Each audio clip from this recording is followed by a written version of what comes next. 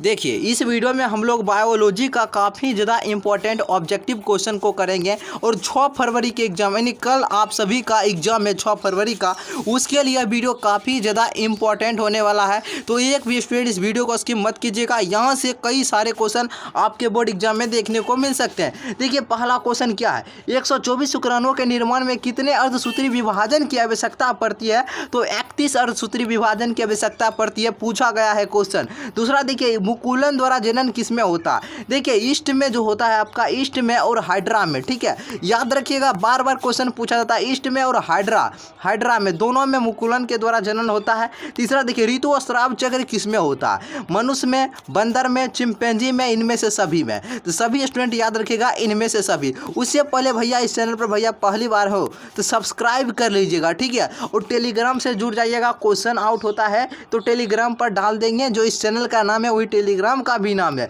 निम्न में से किसमें बाह्य निषेचन होता है? तो देखिए मनुष्य किसमें बाह्य निषेचन यानी बाह्य निषेचन मतलब बाहरी माध्यम में निषेचन किसमें होता है? देखिए मेढक में आपका बाह्य निषेचन होता है। शरीर के बाहर होने वाले निषेचन को इन विट्रो कहा जाता है। भ्रूण पोष का क्या कार्य है? भ्रूण को पोषण देना। परागभित्ति होती है, यह परागभित्ति क्या होती है? यह द्विस्तरीय होती है। क्या होती है? द्विस्तरीय। यानी ऑप्शन नंबर बिल्कुल, ऑप्शन नंबर क्या हो जाएगा? ऑप्शन नंबर बिल्कुल बी नंबर सही उत्तर हो जाएगा। परागकण हो सकते हैं एलर्जी कारक।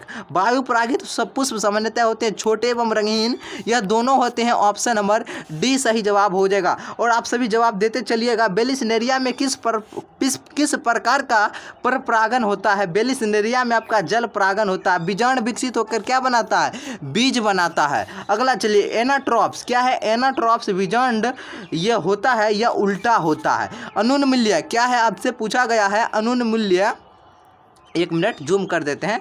अनुन्मूल्य परागन वाले पौधे में निश्चित रूप से क्या होता है? तो इसमें स्वपरागन होता है। ग्राफियन पुटिका पाई जाती है स्तनियों के अंडाशय में, ठीक है। नर हार्मोन्स की उत्पत्ति होती है वृषण में होती है।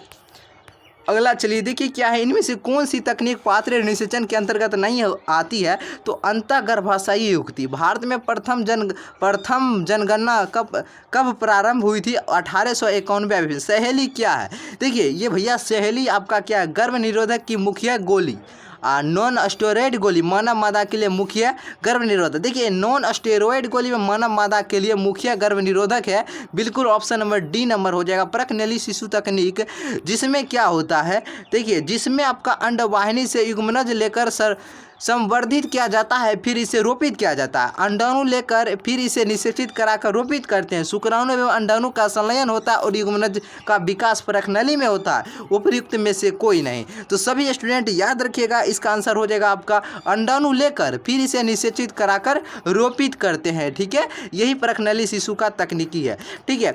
कौन सी तकनीकी पुरुषों से संबंधित है? देखिए वासेक्टोमी क्या हो जाएगा आपका? वासेक्टोमी या पुरुषों से संबंधित हो जाएगी। अगला देखिए, अगला क्वेश्चन आपका है,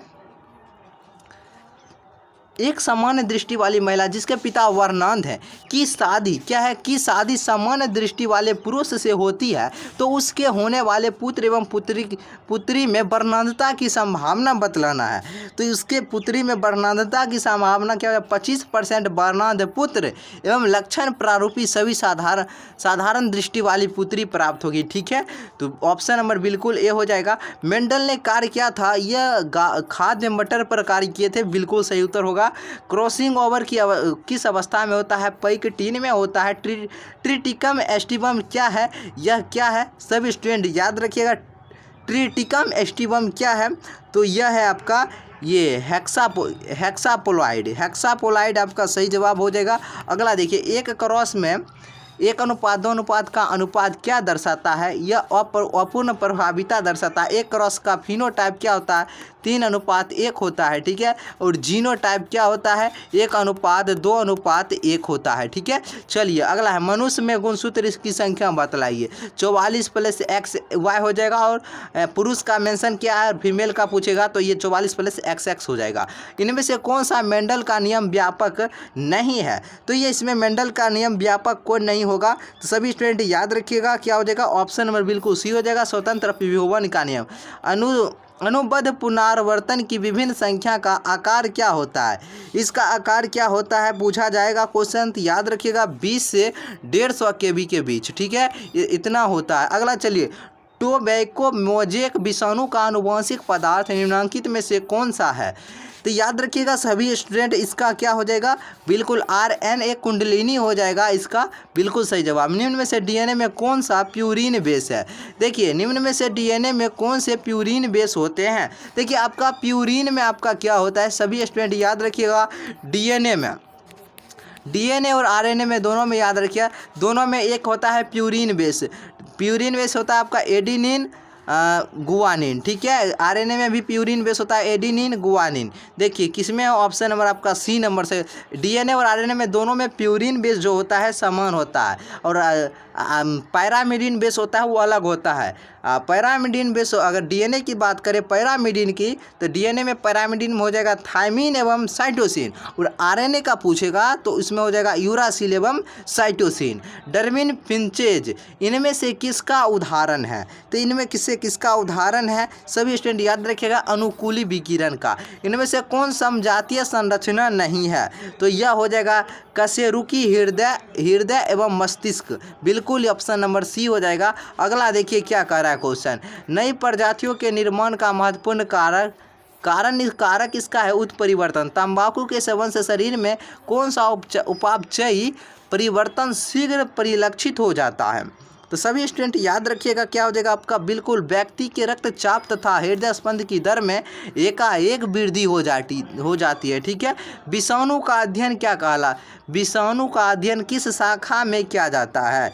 देखिए क्या लिखा है, विषाणु का अध्ययन किस शाखा में किया जाता है? वायरोलॉजी में किया जाता है।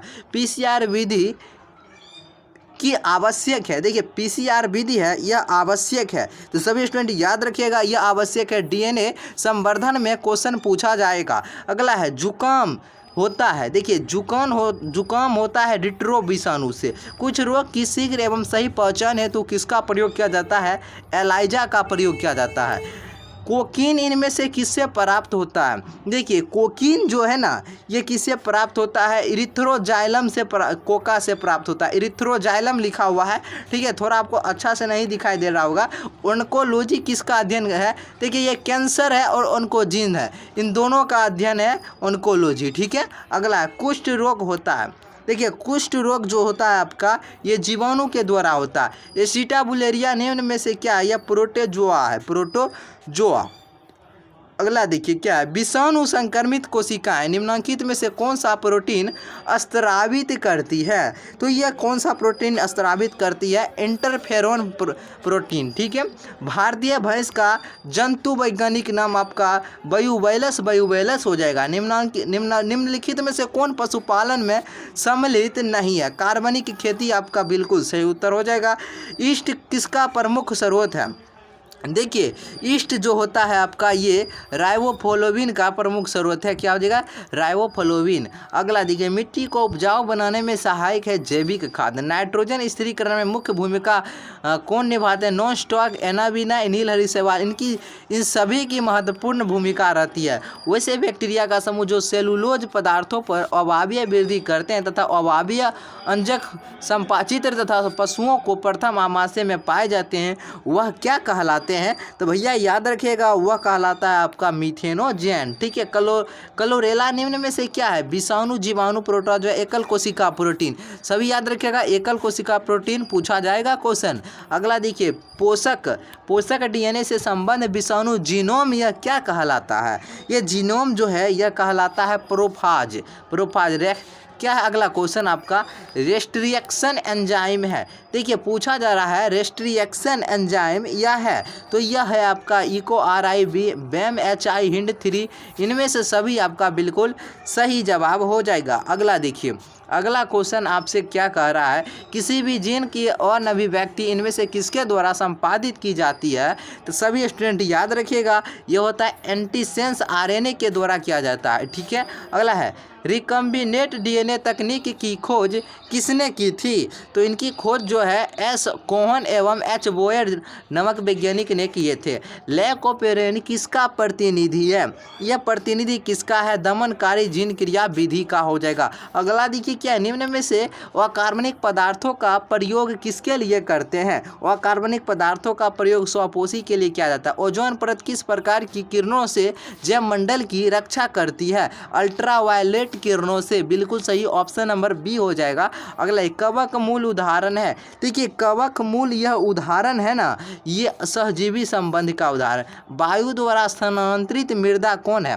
तो इस वायु द्वारा स्थानांतरित मृदा कौन है? तो याद रखिएगा भैया, इसका स्थानांतरित मृदा आपका हो जाएगा ये इओलिन हो जाएगा, इओलिन। बाघ उपभोक्ता है। देखिए बाघ जो उपभोक्ता है, सभी याद रखिएगा, बाघ द्वितीयक श्रेणी का उपभोक्ता है। वायुमंडलीय आर्द्रता को किससे मापा जाता है? तो देखिए इसको हाइग्रोमीटर से मापा जाता है वायुमंडलीय आर्द्रता को।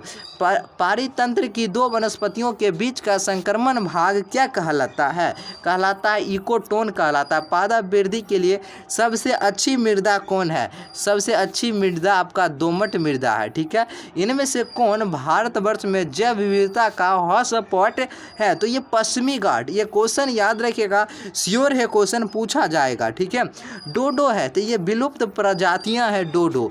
ठीक है, भोपाल गैस त्रासदी किस गैस के रिसाव से हुई थी? मिथाइल आइसोसाइनेटेड गैस के रिसाव से हुआ था। बायोगैस में होते हैं मीथेन होते हैं। निम्नलिखित में से जैव आवर्धीकरण का कारण किसे माना जाता है? देखिए डीडीटी को माना जाता है।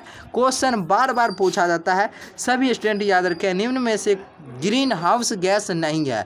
देखिए नाइट्रोजन है, यह आपका ग्रीन हाउस गैस नहीं है। बाकी बात ये तीनों आपका ग्रीन हाउस गैस है। चलिए कैसा वीडियो लगा कमेंट करके बतलाइएगा, और वीडियो को अवश्य ही लाइक कीजिए, चैनल को सब्सक्राइब कर लीजिए। ठीक है, तो चलिए आज की इस वीडियो को यहीं पर एंड करते हैं। वीडियो देखने के लिए बहुत बहुत धन्यवाद आप सभी का।